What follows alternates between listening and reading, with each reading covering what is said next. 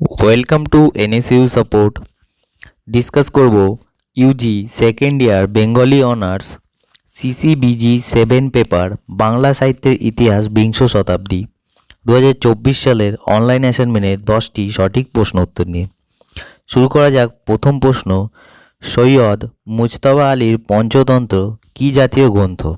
সঠিক উত্তর হয়ে যাবে রস নিবন্ধ গ্রন্থ। 2 নম্বর প্রশ্ন, এখানে অনেকগুলি দেওয়া আছে, যেরকম যযাতির কথা পরশুরাম, মৌরিফুল বিভূতিভূষণ বন্দ্যোপাধ্যায়, সোনার মাছি খুন করেছি শক্তি চট্টোপাধ্যায়, যেতে পারি কিন্তু কেন যাব সমর সেন। তো এই লেখনীগুলো মধ্যে, ঠিক আছে, এগুলির মধ্যে কোনটি সঠিক নয় সেটি এখানে প্রশ্নতে জানতে চেয়েছে। তাহলে এখানে সঠিক উত্তর হয়ে যাবে যেতে পারি কিন্তু কেমন যাব সমর সেন, এটা সঠিক নয়। ঠিক আছে।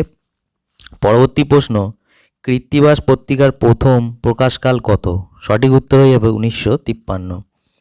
4 নম্বর প্রশ্ন, ছন্দ চতুর্দশী 1951 সালের কাব্যগ্রন্থটি কার লেখা? সঠিক উত্তর মতিলাল মজুমদার। 5 নম্বর প্রশ্ন, দ্য অ্যামেচার শেক্সপিয়ারেন্স কে গড়ে তোলেন?